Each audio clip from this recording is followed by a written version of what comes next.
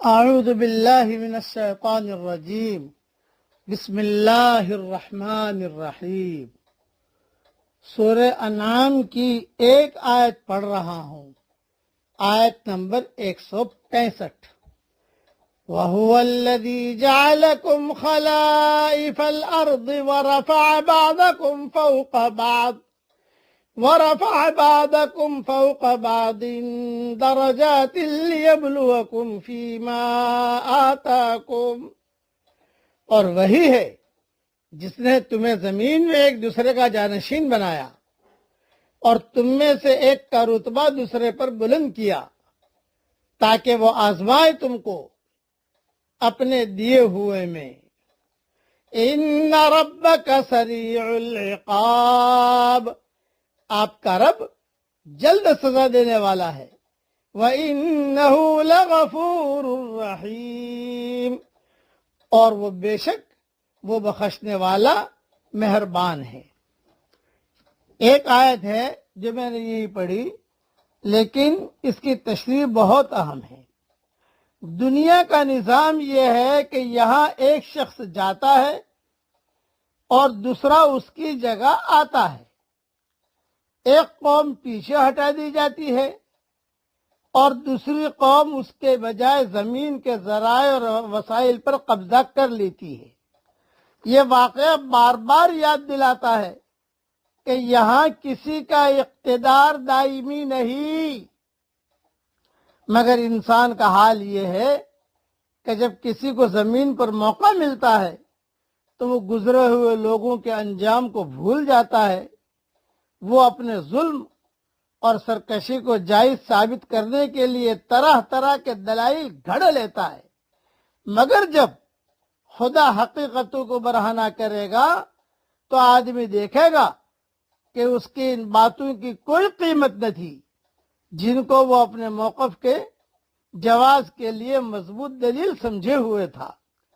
دنیا میں آدمی کی سرکشی کی اکثر وجہ یہ ہوتی ہے کہ وہ دنیا کی چیزوں کو اپنے حق میں خدا کا انعام سمجھ لیتا ہے، حالانکہ دنیا میں جو کچھ کسی کو ملتا ہے وہ صرف بطور آزمائش ہے، نہ کہ بطور انعام۔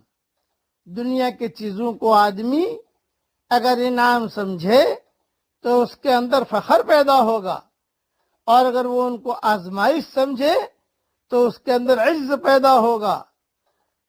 فخر کی نفسانیات، فخر کی جو نفسیات ہوتی ہے وہ ڈھٹائی پیدا کرتی ہے، اور عجز اور تواضع کی نفسیات جو ہے وہ اطاعت پیدا کرتی ہے۔ آدمی کے اندر اس کی وجہ سے اطاعت آتی ہے۔ یہ بہت اہم تشریح ہے، اسے بار بار جو ہے آدمی کو سنتے رہنا چاہیے اور بار بار اس پر دھیان دیتا رہنا چاہیے کہ جو کچھ ملا ہے یہ بطور آزمائش کے ہے۔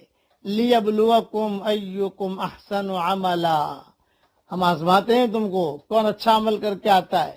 اکثر عملہ نہیں کہا، یہ اللہ کے یہاں کوانٹیٹی نہیں دیکھی جاتی، اللہ کے یہاں کوالٹی دیکھی جاتی ہے۔ اچھا کام کر کے کون آیا؟ اس لیے تنہائیوں میں اللہ کا ذکر کرے اور اللہ سے کہے کہ اللہ یہ میں نے صرف تیرے لیے کیا ہے اور کوئی میرا مقصد نہیں ہے۔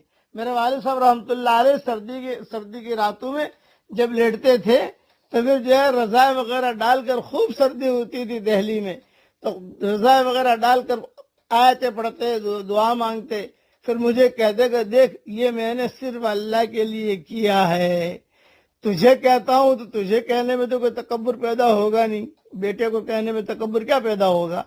ہاں، مجمع کے سامنے کہنے میں آدمی کو تکبر پیدا ہوتا ہے، لیکن میں تنہائی میں اللہ سے معاملہ اپنا کر رہا ہوں۔ اس لیے تنہائیوں میں آدمی اللہ کے ساتھ اپنا معاملہ کلیئر رکھے۔ اب پڑھ لیجئے میرے ساتھ، ان صلاتی و نسکی و محیای و مماتی للہ رب العالمین لا شریک لہ، میری نمازیں، میری قربانیاں، میرا زندہ رہنا، میرا مرنا اس اللہ کے لیے ہے جو سارے جہانوں کا پالنہار ہے، اس کا کوئی پارٹنر نہیں ہے۔ حضور صلی اللہ علیہ وسلم کو جملے پڑھوائے گئے ہیں آسمانوں سے، ہمیں بھی پڑھتے رہنا چاہیے۔ اللہ تعالی ہم سب کو ایمان کامل عطا فرمائے، آمین۔